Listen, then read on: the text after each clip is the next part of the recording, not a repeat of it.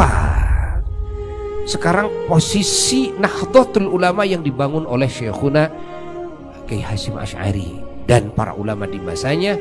Al-Fakir melihat ini adalah sebagai wasilah daripada banyaknya wasilah-wasilah untuk menopang kan perjuangannya semua umat Islam, terutama para ulama-ulama Allah, baik yang struktural kan, yang jumlahnya tentu sedikit, dan yang tidak struktural yang jumlahnya sangat banyak sekali. Maka kita semua yakin bahwa penelaahan Syekhuna Kiai Hasyim Asy'ari dan para ulama di masa itu melihat ada kekhawatiran, karena di masa itulah terjadinya fitnah agama. Putusnya hubungan di masa itu di atas sedikit, gitu kan? Di atas sedikit terjadi pembunuhan, pembantaian ulama di Makkah.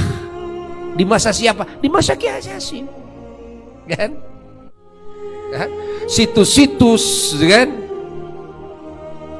Masya Allah, kan? Bahkan sampai kubah-kubahnya Ahlul Baitnya Rasulullah SAW diamrukan, di Baqi', di Ma'la, di banyak tempat kubah-kubahnya para sahabat, kan?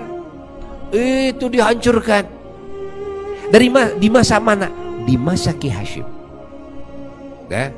Dan di atasnya sedikit pembantaian ulama ahli sunnah wal jamaah yang dituding adalah ahli syirki, ahli kemusyrikan, yang dianggap halal darahnya hingga dikisos.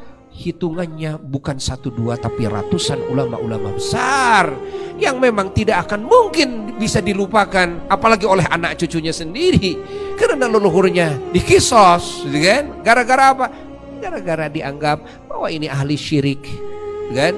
Bukan cuma ahli bid'ah saja, tapi sudah masuk kepada tudingan musyrik. Kalau musyrik sudah halal darahnya.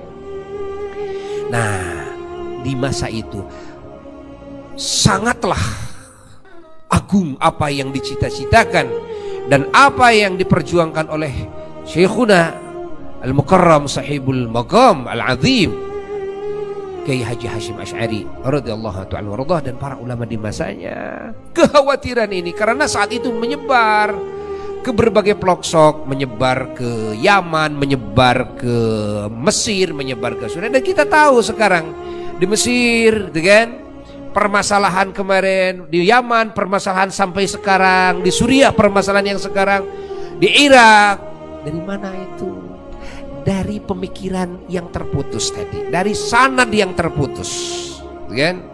Mereka orang-orang yang mengatasnamakan ulama, yang mengatasnamakan Quran dan Sunnah, yang sesungguhnya pada hakikatnya ketika ditelusuri ternyata ada benang ini yang terputus ke hadrat Sayyiduna wa Maulana Muhammad sallallahu alaihi wasallam. Nah, dari situlah Kiai Hasyim bangkit. Beliau tidak ada cara kecuali harus membangkitkan, kan, perjuangannya para ulama ahlus sunnah wal jamaah.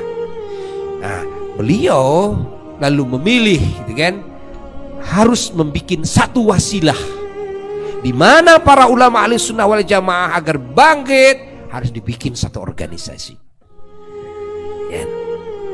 Dibikin satu organisasi yang besar. Dibikinlah Jami'iyah Nahdlatul Ulama, yang mana ini adalah sebagai wasilah penopang, pendorong, kan? Yang mana kita tahu bahwa ruhnya ada dalam husnul ubudiyah, husnul ibadah, sebaik-baiknya ibadah, kan? Ini ruhnya, ini ruhnya. Yang mana ini urusan ibadah kendalinya dipegang oleh para ulama-ulama Allah, kan? Terutama ulama-ulama ahlu sunnah wal jamaah. Nah, maka kehadiran Nahdlatul Ulama adalah anugerah bagi para ulama, anugerah bagi umat Islam di muka bumi ini, wabil khusus di Indonesia. Dan karena apa? Karena nizam yang dibangun oleh beliau, ya. para pendahulu-pendahulu dari pembangun Jamiah Nahdlatul Ulama sungguh sangat mengakar dan sangat kuat, khususnya bagi Indonesia.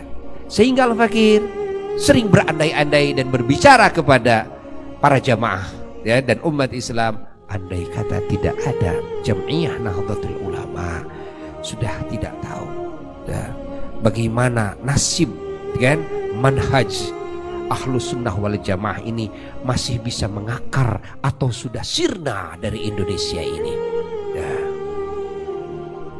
Makanya Al-Fakir sangat menghaturkan beribu-ribu terima kasih